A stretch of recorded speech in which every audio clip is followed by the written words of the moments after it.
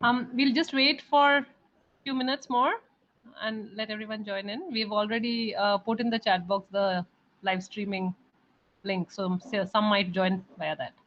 No issues. Yeah, thank you. I just want to know, it's like, what is the size I Okay, should be operating with, yeah, and just for my own, I'm just gonna assume that it's going to be greater than, even if it's not, I'm just gonna yeah, assume it's yeah. greater than 20.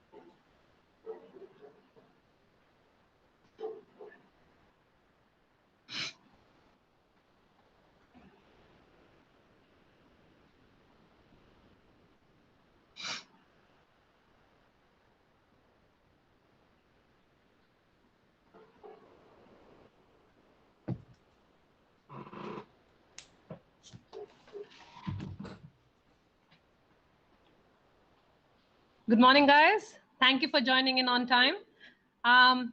We have Mr. Sri Hari here, who is doing his PhD from Texas A&M University, and he has done his master's from the University of Pennsylvania, and he is here to help guide us and let us know about how to go about achieving the American dream of reaching America for higher education.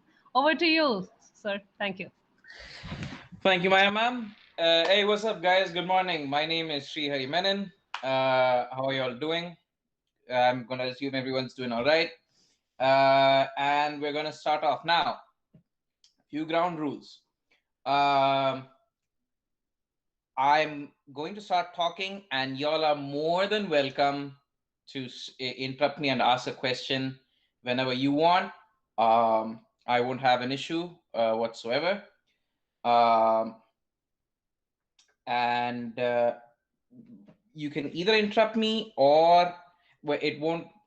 You are more than welcome to excuse yourself when I'm presenting. I won't call it an interruption. And you are also welcome to hold your questions off until later. That being said, let's actually start our little presentation here. Give me a second. There we go. Now, can I hear from the audience if everybody can see this? Yeah, it's visible. Cool. Thank you. All right. So this is going to be a crash course, my guys. This is how to actually make it to the United States as a higher ed path. I'm going to take you through 8 steps of how this looks like. But first, before I start talking, I need to earn you guys' trust, because you need to be convinced. Ye banda kaun hai? Who is this guy? Who is he to tell me how to get to the United States? So, hello, my name is Sri Hari. Pronouns he, his, him. I'm comfortable in English, Hindi, Malayalam. You're more than welcome to ask me in whatever language you're comfortable in. I will answer them in all that I can. Let's start with where I've studied. I have had the absolute privilege of being at all these institutions. I currently am a doctoral student at Texas A&M University. It's a university of very high repute, especially their engineering school. I want to say is ranked 15th in the country, which 15 doesn't sound like a whole lot, but let me tell you, we're rubbing shoulders with universities like Northwestern or Wisconsin Madison, or University of Illinois. So there's a whole lot of universities here. They're all equally good with each other. So I'm a doctoral student at Texas A&M University. I make spacecraft safer for astronauts here. That's what I do.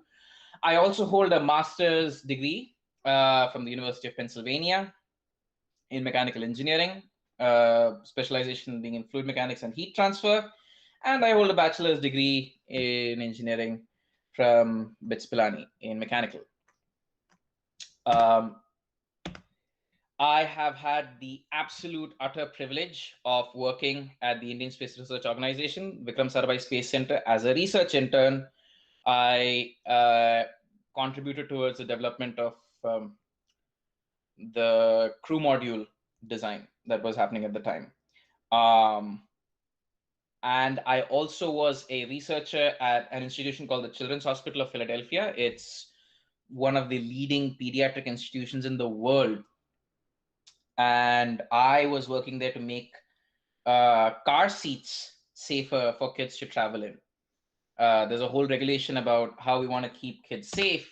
And I worked on that. And apart from that, I love to cook. I'm trying photography. And I'm also into running and rowing. So there's all that. Now, let's talk about what. So I hope I earned your trust, and let's jump into why are we here. The bottom line is this. There's no better place to study than the United States. I know Maya ma'am will disagree with me, but very simply, 10 of the top 20 universities of the world are in the United States. There are billions of dollars, that's B, not million, billions of dollars in research and endowments. Most breakthroughs happen here first. The way the saying goes is research always lags 5 years in Europe and at least 10 years in places like India as compared to the United States. So from the academics point of view, this place is, there's no argument here, is the best. Peers and scholars from all over the, I'm not, this sounds like something that you'll read on a prospectus. I'm not, I had friends from Eastern Europe, Western Europe, Brazil, other parts of Latin America, China, Japan, Korea, Australia, they're like everywhere. When you are in that room, you are sitting among people who are more intelligent than you are from across the world. And the most important part, which I think all Indian students can identify with, they actually know how to teach here. That's a very important part. I'm not being critical of all Indian teachers, but there's just better pedagogy. The pedagogy is so much better. The structure is so much better. There's continuous evaluation. Chances of failing is low. Chances of scoring high is also very low. So actually, no, chance of scoring high is also high. So it doesn't set you up for failure. It's the best place to be. I won't try to sell the United States to you. If you are here, you are interested. I'm not going to sell the United States to you any further. So let's jump straight into what will it take. Now, we'll get into the specifics of how to get to the United States, but I think it's necessary for you all to get this very clear in your mind. Why do you want to do this? First and foremost, studying in the United States is expensive. For a master's degree, I had to pay $70,000, which translates in Indian rupees to nearly 50 lakhs. It's expensive. You're leaping into a whole different system. The work ethic is different here. Person to person ethic is different here.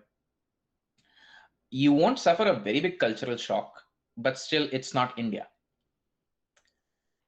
And that whole struggle of being here aside, just the application process is 9 months long. There are a lot of steps as we'll go through. So it's necessary that you decide that, no, this makes sense to me. I have the means to pay for it. Second, I have a plan. Whatever that, even if your plan B, I'm going to come here, work for 2 to 3 years, and then go back to India, which is what I've heard is the popular trend nowadays. Is we'll come here, we'll gain some work experience here, and then we'll go back to India. If that's your thing, that's fine. If you want to try and stick around and work for longer, that's fine as well. If you just want to do a PhD and then go back, that's fine. A friend of mine did just that. He did his doctoral here. He's doing his postdoctoral in Cambridge University, and he plans to come back to Bangalore Indian Institute of Science as a professor.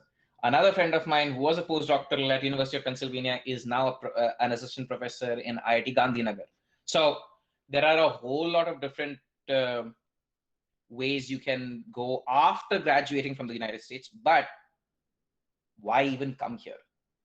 Make that decision. Once you've made that decision, commit to it. That no, this is going to take some effort. It's not just, one and done. It's not like we're just going to write one entrance exam and that's over. No, you have to commit to it. And because there are a lot of steps to this, you have to start acting on that as well. Everything falls upon your action. You have to start working on it. So be very crystal clear in your vision of why am I doing this? It was very clear for me. I had to do it because it made perfect sense for my progression, for my career, that I would do this. Now, let's jump into the how to start. Now we're going to get into the weeds of it, the specifics of it. The specifics are this. When you are applying to the United States, there is no one metric by virtue of which you are gauged. You're gauged by different things. You are gauged by your academic grades, your graduate record exam score, your letters of recommendation, your resume, the work that you've done. Even a statement of purpose counts. It really doesn't, but I'll talk about that in a minute. And then you need to have your English test exam and all that done. But there is no one metric that is going to get you through. This isn't an entrance exam kind of deal. So this is broadly speaking, all places have these many things that you have to follow. You have to submit your transcript, you have to submit a GRE score, letters of recommendation, your resume, your statement of purpose, your English test, and specific to some universities, like some universities in California, for example, ask you for an additional motivation letter or something like that. But that's a very specific case scenario. Oh, sorry for that. Let's get into the timeline. I said it's going to take about 9 months. The reality is it takes nearly a year, 12 months. The process typically should start somewhere around May or June, where you start preparing for the GRE. We'll talk about the GRE in detail, but you start thinking about it and you start preparing, you start putting your time preparing for the GRE somewhere around May, June. June, August, you do your research on, okay, these are the universities that I'll apply to. There is no one central place where you can apply for. There's no one central place that you apply everything to, and then you're like, okay, here's a tick box of the places that you would like to go to. No, you have to apply to each university. Each university will separately evaluate you. This isn't a system where you have like one university and several campuses. No. Each university is its own thing. Harvard is its own thing. Columbia is its own thing. Stanford is its own thing. Texas A&M is its own thing. UPenn is its own thing. So somewhere around August, September is when you attempt your GRE. The reason why I say you attempt somewhere in August, September, which many people may say that's a little too early to attempt the GRE, is quite simply this. On the off chance that you did not get a satisfactory score in the GRE, you need a buffer to reattempt them. So you start somewhere, you make your first attempt, and here's wishing it's your only attempt. I had 2 attempts. We'll talk about that as well. So August, September would be the best time. September, October, you ask academicians for their letters of recommendation. This is the time when you start reaching out to, if you're in your this is when you're obviously applying when you're in your final year, so you'll start writing to whoever you are working with. If you are in an internship, or if you're in a thesis, or if you're in a research group or whatever, that you ask your professor or your superior or whoever, sir, may I please seek your letter of recommendation for XYZ universities that I'm applying to. October, most applications have opened. I think Princeton opens on October 15th. And Princeton typically is one of the first few universities to open. October 1st or October 15th, I want to say, somewhere around that time. November, you should have finalized your statement of purpose. The statement of purpose, which is an essay that you'll write, again, we'll go into that, what it is. You should have, different universities require different sizes. Some want no more than 500 words. Some want 2,500 words, but a generic statement of purpose should be ready by November for you guys. December 1st to Jan 15th, most applications start closing. I, in fact, know there is, I think, State University of New York, SUNY, starts closing on November 31st. So that's the earliest, I think. And then December 1st to Jan 15th, Jan 30th is when you finish all your applications. January to February, you check all the January to February. Once your applications are done, there's little else that you can do. So like December 1st, Jan 15th would be the height of it all. Then January, February, you can't do much. So you check with all your referees whether they've submitted all their letters of recommendation, because they have some time to submit. You need to give your people at least 6 weeks, guys, to submit the letters of recommendation. You can't say, sir, please, sir, we're for 4 days only application. Can you please submit a recommendation for me right now? Please don't do that. Please don't rush them like that. Give them at least 6 weeks, typically 2 months. And then March to May is application decision time. That's what everybody's waiting for, is like, okay, what has happened? What happens to my future? What's my fate? We've all been there before. I know that. And it's no different this once as well. The only difference is not everything hangs on the balance of just one score. Now, to the question of the schools themselves, where exactly are we going? Researching schools is its own job. It takes time. You should research the places that you want to go to while you are preparing for your GRE. Create a list of schools in 3 categories. One is ambitious, the second is moderate, and the third is safe. When I was applying for universities, I thought, no, I don't have a good profile. I'm not going to make it anywhere. So I'm just going to have more moderate and safe schools and not many ambitious schools. And I was told that my list is doable. It is very realistic. A friend of mine told me, you must apply to at least one ambitious university. It doesn't matter what it is, at least you'll get a shot. I'm like, okay, where do you think I should apply to? He's like, University of Pennsylvania is a good university. They have a good mechanical engineering degree. You should apply to at least one university like that. I'm like, fine, I guess I'll apply to UPenn. It's not like I'm gonna get it. And I got it. Please don't shut doors, because you will miss 100% of the opportunities that you don't take. I've learned it the hard way. And I've been very lucky to have bosses who told me that. Use resources like US News Ranking, ask your seniors, look at program specific. Some places, masters is cheaper. Texas A&M, I think it costs $40,000. But places like, not Columbia, there's this university, private university, I'm forgetting the name, but it's close to Columbia University that costs, Carnegie Mellon, sorry. Carnegie Mellon costs $80,000.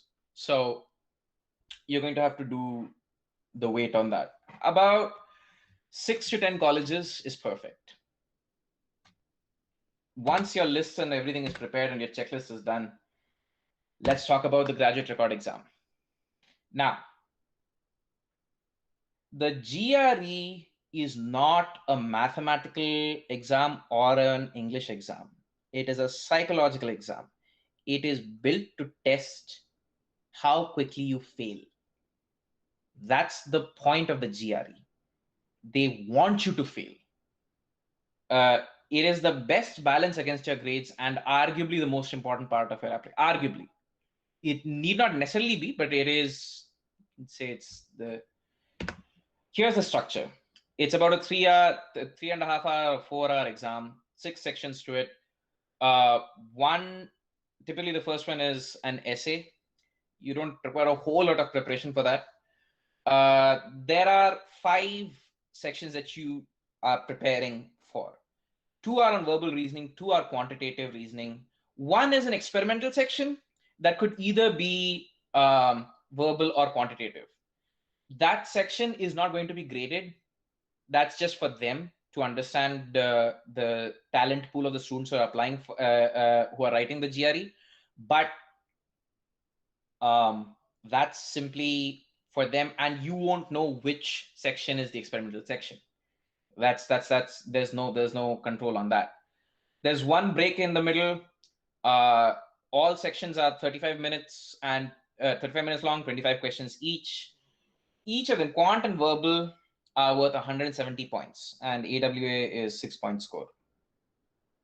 You can retake the GRE every 25 days, and each attempt, I think, is still $200. It may have risen in price, which I think would be 15,000 rupees, I think.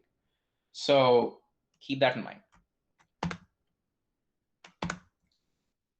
Listen to me very carefully.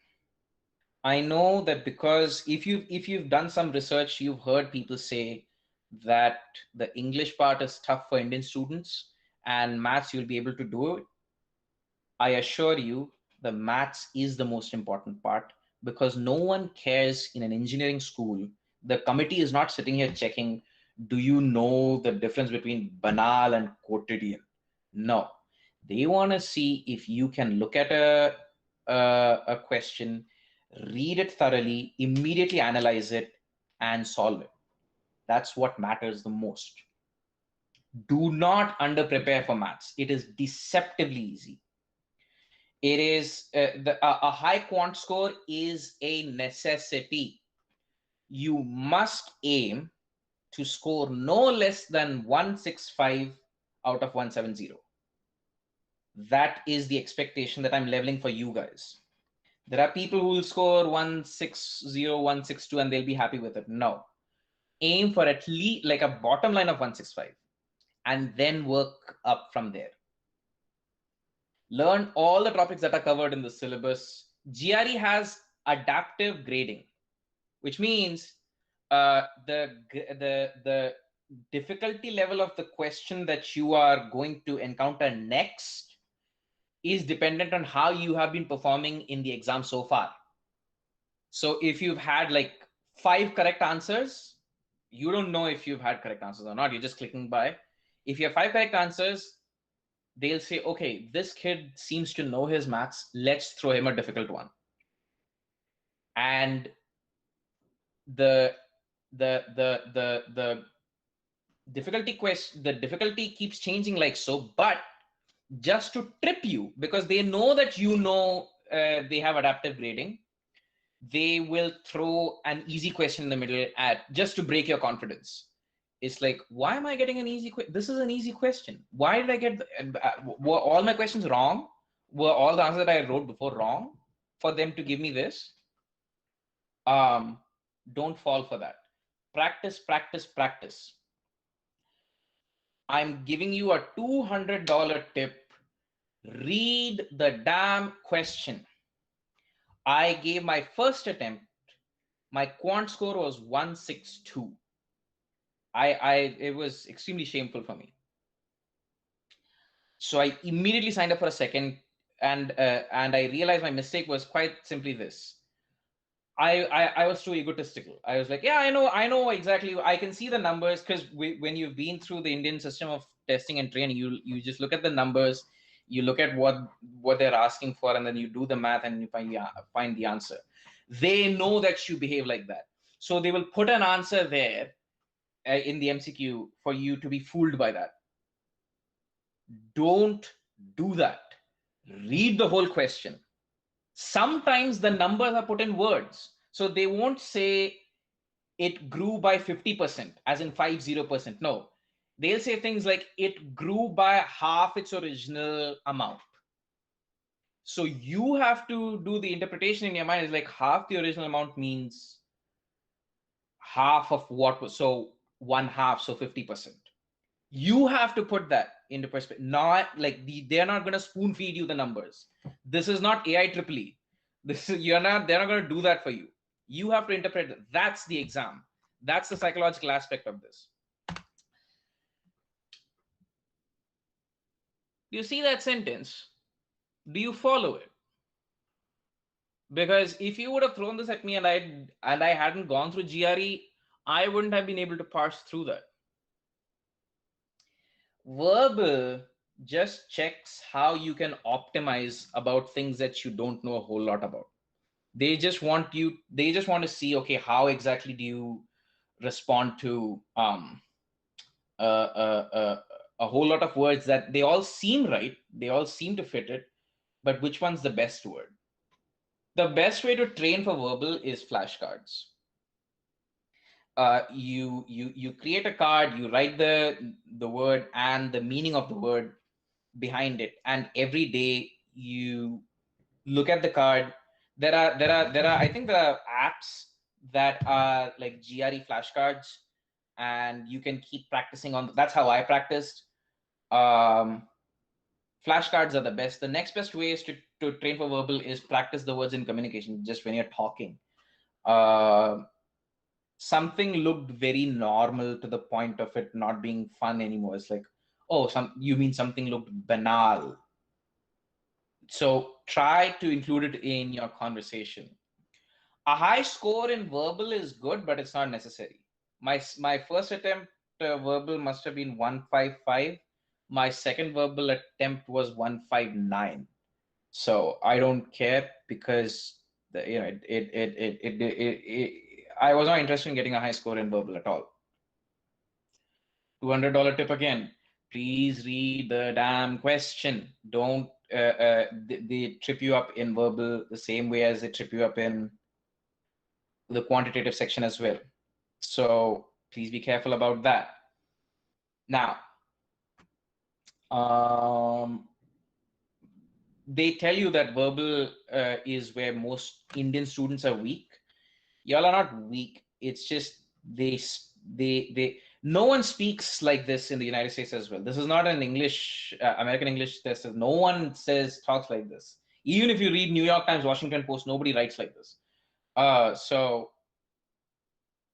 you just need to follow flashcards. You just need to keep practicing with yourself. Keep reading the word, the meaning of the word, and then practice. I don't know why I didn't write it here. Practice the questions again. Practice them. That's very important. Now, what should you use to study for the GRE? I leave that to you guys to decide. Whatever you choose, just stick to it. Personally, I used something called magoosh.com. They have a thing, but it's expensive. You have to pay for it. It's $180 for 6 months of training. it was extremely helpful for me, and I would strongly recommend it to everybody. But I understand if you're not able to afford that, that's absolutely fine. Thank you, Utkarsh. The link for Magoosh is in the chat. There are other people as well, like Magoosh. There is Princeton Review, Kaplan. There are a lot of private for-profit agencies that will train you for the GRE. You can purchase books. There's a whole lot of books available for the GRE. It doesn't matter what you use. Maybe don't go through like a whole playlist of YouTube videos. Maybe just don't do that, because I'm not sure that's fun. But if that's how you learn, hey, that's up to you. But a book or a place where you go to train, I don't know if Byju's, I think Byju's also must be operating GRE classes. You can have a look at that as well. I'm a strong proponent of having a teacher or being taught by a machine or a system. But if you guys are more like a book kind of people, that's buy a book, buy a GRE book, read it completely, like a Princeton Review or whatever, read it completely, and understand how things have to be done. Towards the end of your preparation, when you're coming close to the GRE, purchase an exam and practice the exam so that you know that this is good. Like purchase a $20 exam from ETS. ETS is the agency that administers the GRE, and they also sell practice exams. So they'll generate a GRE exam only for you, just to practice on. So if you just pay, I think $20, you'll be able to use that. I would strongly recommend you guys doing that towards the end of your preparation. Letters of recommendation. Now, there's a whole lot of text here, and I'm also going to do the thing that most Indian professors do of just reading through the text, but I think it's necessary that you guys understand what I'm trying to say here. It is the second most important part of the application, and it could be the strongest in your application. Your grades do not know you like your teachers do. They know your work ethic. They know how hard you work, how committed you are, and how badly you want this. So they'll be able to write a good letter of recommendation for you. They are talking on your behalf to the committee. They're telling the committee, this kid is a good kid, take him. I can vouch on my academic integrity that this kid's a good kid, so take him.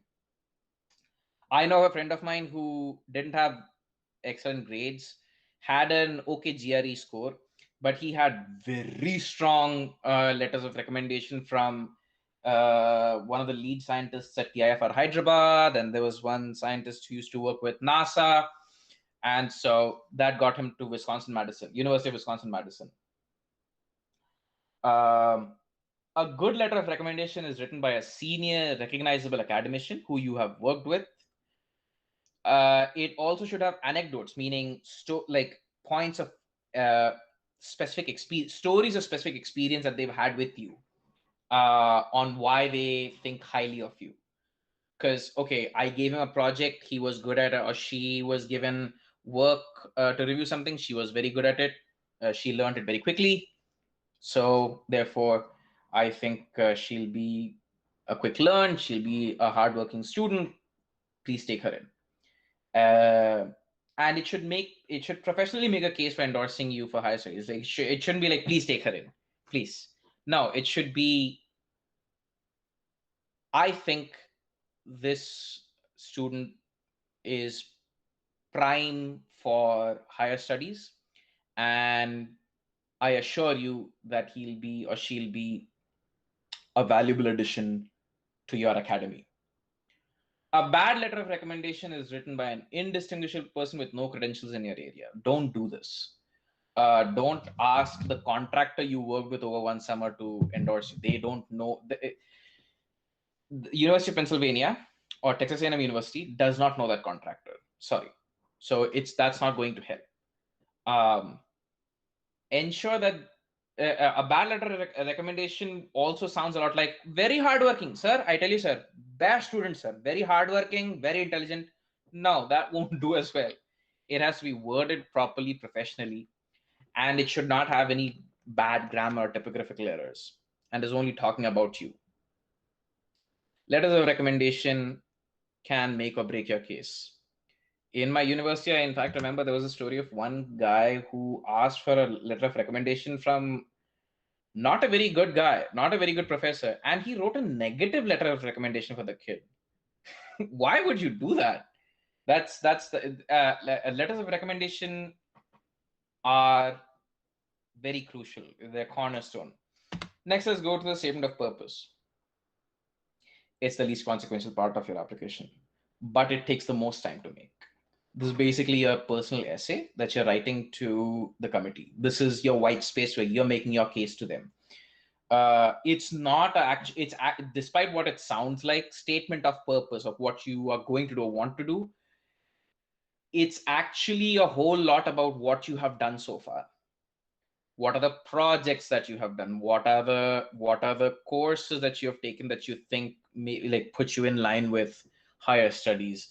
What has your research been? Why does it, like, it should make sense from your background that you're making this transition to what you do. Like if you have been working in, say, VLSI, then it makes sense to move into VLSI.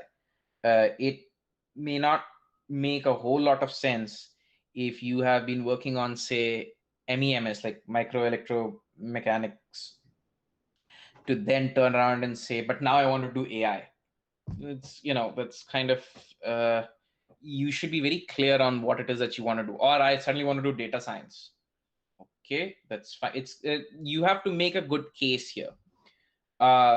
You can use the space to highlight good grades on your transcript or what extracurriculars you were involved in. Excuse my typo there. We love extracurriculars. I'm in the rowing team here myself. So if you have extracurriculars that you want to talk about, that you were part of some sort of an SAE Baha team, or you were part of an astronomy club or whatever, mention that. If you are a first generation, meaning you're the first person in your entire family to ever go to college at all, you could maybe, if you elegantly word it, then you can make a case for yourself in this. Or if you come from a low income background, you could maybe make a case for yourself that the case should not be take me because I'm first generation or take me because I'm low income. It should be, I have come this far despite my hurdles. I think if you give me a chance again, if you give me a chance at your place, I will continue with my trajectory. And that helps in some, especially California. If you write something like this, ooh, they're gonna take you immediately. They're like, "Are mera beta, mera lal." They'll suddenly take you because California is that way. Don't try this in Texas. There's that. Lastly, some other important things or considerations. Now, your resume, what projects you have done, what work experience you have, all that matters, all that counts. And this is necessary, it goes with you. It's your, not your resume, more like a curriculum vitae, everything that you've done. Please don't include high school scores. No one cares. No one cares. Mention things that you extracurriculars. I know of a guy who came to Penn because he didn't come from a fancy university in India. There's nothing big about him, but he was a regional tennis player and he was being considered for nationals. Sports has a very heavy cultural emphasis in the United States. So if you are part of any sports club or any such thing, mention it. Mention it in your statement of purpose. Mention it here as well in your resume. That matters. That being said, then you have TOEFL. TOEFL is test of English as a foreign language. Now, the reason why I didn't dedicate much time on this is because I'm assuming you all know how to speak English, man. You know how to speak English. You know how to write English. Personally, frankly, I find this to be the most demeaning exam. I didn't prepare for this, and I don't care about this. I don't think I checked my scores. I just turned them in. You also have to write the TOEFL. Write your TOEFL after your GRE, because like you need to focus for your GRE. TOEFL can keep happening, but you need to write it. Have your transcripts ready.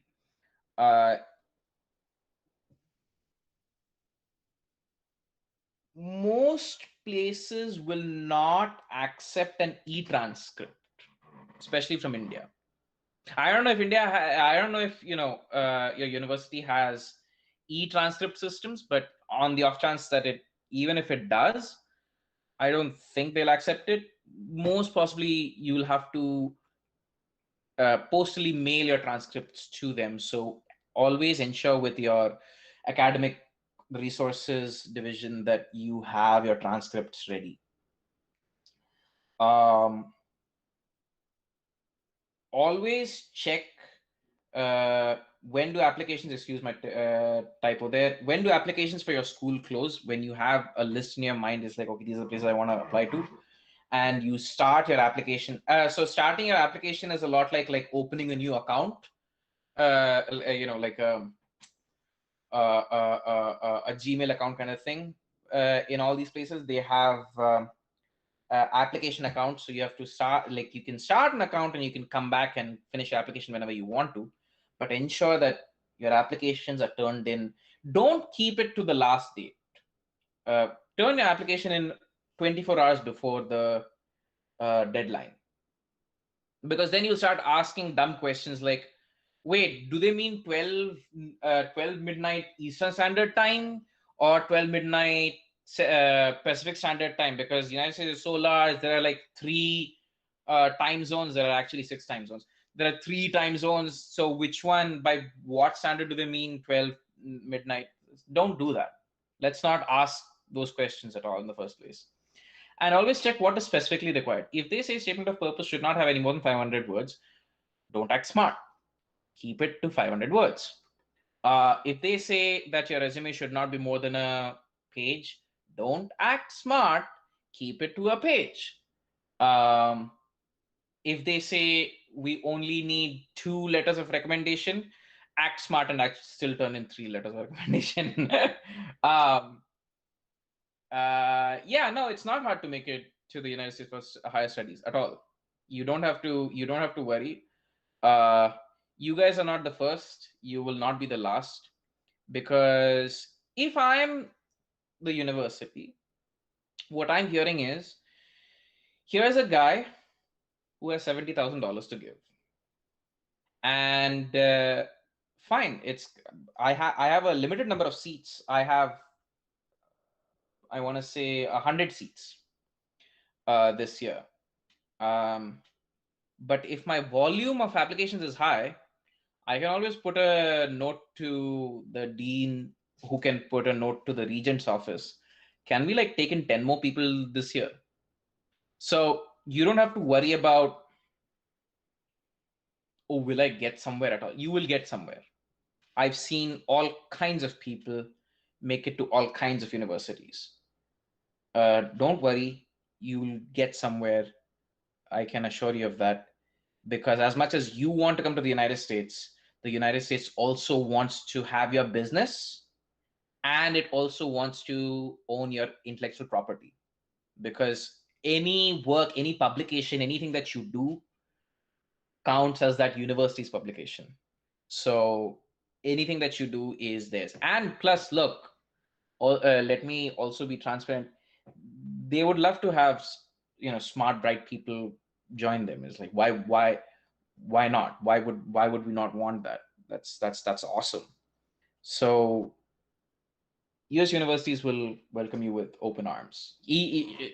Don't rule out ambitious places like Harvard, Stanford, University of Michigan, Ann Arbor, Northwestern. These are all these are difficult universities to get into, but try Duke University. Try for places like this. They don't say no to them. Try for all of the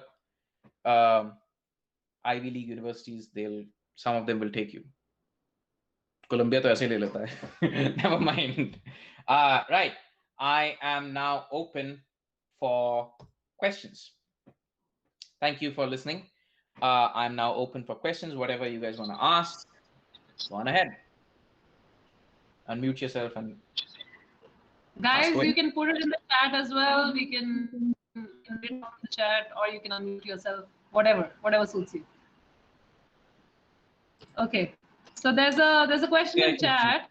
Yeah, what is your view on scholarship for masters? I don't know what you mean by view on scholarship. If your question is, can we get scholarships? The answer is that depends on the university. You can unmute yourself and ask me the question if you want to directly ask me or something. Yes, sir. Like I've heard that there are actually options to get a full ride scholarships, but I heard it's really hard and stuff. So like I just want to know the reality of how it is and stuff. Fulbright ke pilya, you will not get Fulbright. Please don't try for because Fulbright offers like 5 or 10 scholarships per country. That means India gets 10 scholarships, Pakistan gets 10 scholarships, Bangladesh gets 10 scholarships, Sri Lanka gets 10 scholarships. So there was a friend of mine, a very good friend of mine, Saeed. He was from Pakistan, and he was a Fulbright scholar. And he's the one who told me, he's like, nahi, काफी मुश्किल है India में, but Pakistan में बहुत easy. It's very easy in Pakistan. So no, not Fulbright, but in Texas A&M University, I'm just giving an example. If you got a research assistant or a teaching assistant, they will waive your fees off for that semester. They do that. They will waive your fees off straight, like clean off for the semester. So that depends upon the opportunities that are available in the university. You are more than welcome to write to the financial aid departments there. Every university has financial aid departments. You can write to them. You can ask them, could you tell us what your scholarship situation is, and they'll tell you. So on that account, sir, I wanted to ask you one question. So if they're applying for the first time, they're applying from here, how can they get TA or RA, teaching assistantship or research assistantship? How do they go about that for applying along with the application? That's a good question, and the answer is don't try, guys, because you're not going to get it in your first go. Okay. After you reach there? Only after you reach there and do one semester?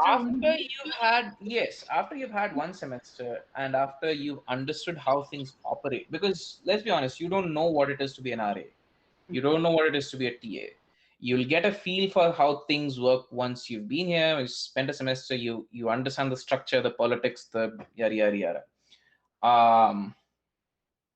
I TA'd after my first semester at Penn. I TA'd this semester at Texas A&M University as well, but that was for a whole different reason. But yeah, you're more than just spend a semester here, figure things out, and then you apply for TARA, and then you can figure it out from there. Any more questions, guys? Please you can ask me anything. Yeah, so something to add to Vasan's question. So other than the university specific financial aid, can we apply? Is there any general scholarship schemes for, offered by governments or other agencies which we can apply for? The United States government is not interested in supporting you. Please check with the Indian government if they are interested in supporting you. I'm pretty sure they are also not. The straight short answer is I wouldn't try. But first generation, there's another point, like first generation low income students can have one leg up in matters like that. Like if you can substantiate that you actually are from a low income background or you're first generation, then first generation college go, like no one in your family has ever gone to college, and if you can back that up, then sometimes they support you. This is university, but to answer your question, no. Typically you don't. That's yeah. There may be third parties that give you scholarships, but you'll have to search that all on your own. I'm not the authority on that.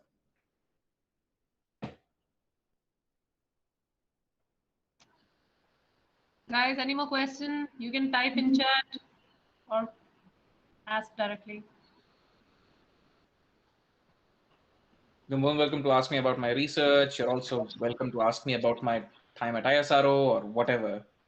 All questions are open. Yeah, so could you just please share what your research works before applying to the US? That will be great. Yeah, that's not a bad question at all. So there were three things that I can recollect of. The most consequential part was I was working at Vikram Sarabhai Space Center at the Fluid Mechanics and Thermal Analysis Division, Advanced Propulsion Research Group. My professor knew a scientist in ISRO, and it's just my luck that he was my professor's master's thesis guide. And then my professor finished his master's, then did his PhD, then joined BITS, taught for so many years, and then I came along, and then lo and behold, that scientist is still working at ISRO. Dr. T. Jayachandran, I remember him. He's now, I think, a visiting professor at IIT Madras. I worked there as a computational fluid dynamicist. That's my background, CFD. Well, my background is CFD, and now it's biomechanics as well. But I basically worked on the atmospheric re-entry problem for India's crew module, which was under development at the time. I did a small part in it. I'm not going to pretend or show off like I built the damn thing. No, there was just there were many ways of verifying the design of the spacecraft. I wrote a computer code in C++ to verify one such design. Second thing that I did was when I was in university, I did a project in hypersonics. And I ended up writing a presentation paper, which was accepted here, International Symposium for Air Breathing Engines. And that's another project that I worked on where I was basically studying hypersonics. Lucky me, I didn't know hypersonics was going to become a thing, because I remember I was in an interview here at Lockheed Martin. Don't ask me how I got into Lockheed Martin's interview, but I just did. And they asked me, it's like, you should look into hypersonics. Our company is trying to, hire people who are in hypersonics. Do you know anything about it? I'm like, I've done a paper on it, madam. Thank you. And the third thing I think that I did was, which I don't talk a whole lot about, was that I worked with a team to develop India's first student-led balloon satellite. It's called Project Apiro. I couldn't finish it in my time, so a junior of mine finished it, and they launched it with TIFR Hyderabad. So that was a fun thing to be a part of. But I couldn't give a whole lot of intellectual insight into that, so I won't call that my finest research work. But both my major projects, the hypersonics project and the crew module project, were both computational fluid mechanics, and they were high-speed airflow things. So that's what I did. That helped me get here. That and the strong letters of recommendation. There's another question. So right after the BTech, you got admission in US? Did you get admission in the university? Yes, I did. That's a good question, and I want to touch on that. Two things, guys. After your bachelor's, you are more than welcome to directly jump into a PhD program.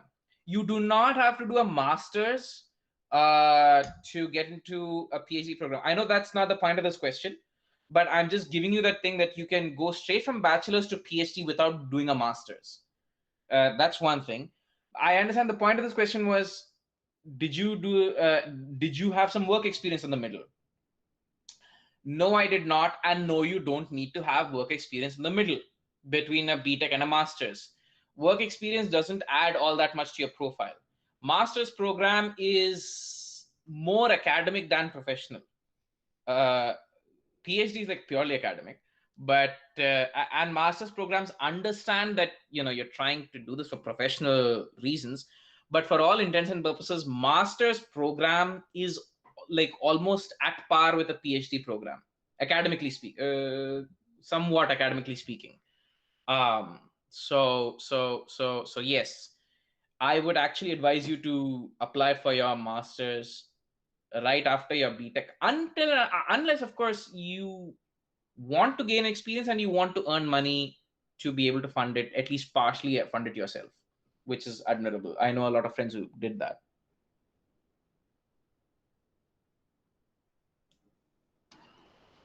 So can you give insight on how to jump into a PhD after BTech?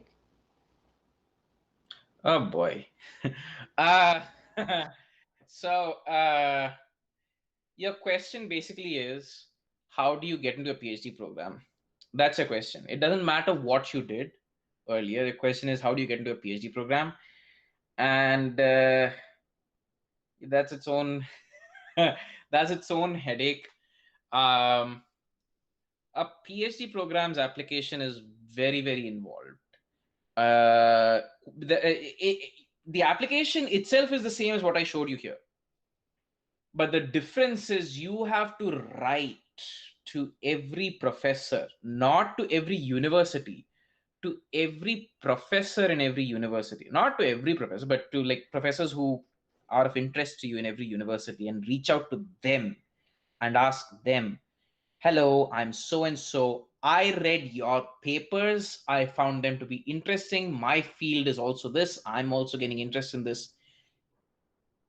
If you have any research positions under you next semester, I would like to join you as a doctoral student. That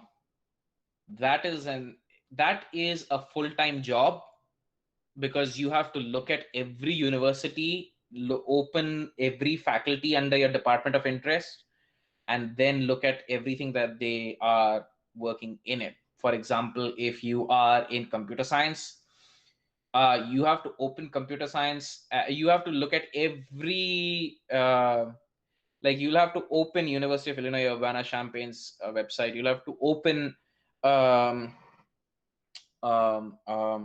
Georgia Tech's website, look at their faculty who are in computer science, and then specifically look at, say, suppose you want to do your PhD in the area of artificial intelligence, machine learning, or quantum compute, whatever is your thing. And you have to specifically look at the professors who are working in those areas in that department, and then write to some of them.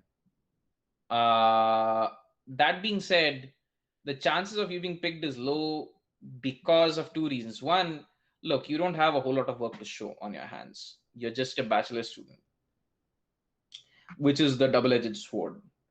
Is so what if I'm a bachelor student? Why can't I get into a PhD? Well, have you done research?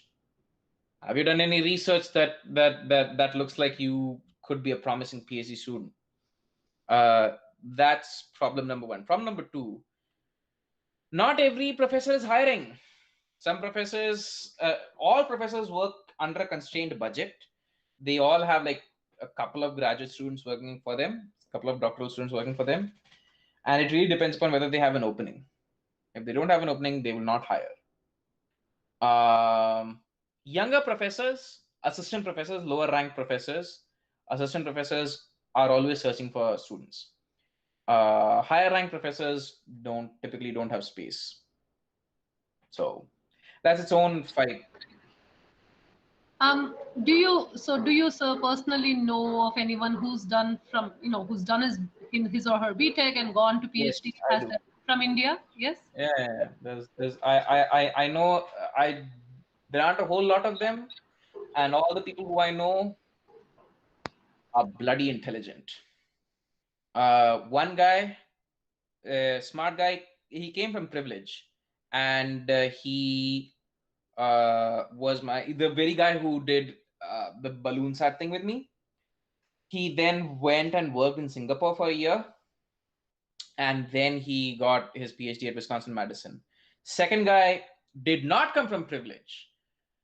He came from a humble background.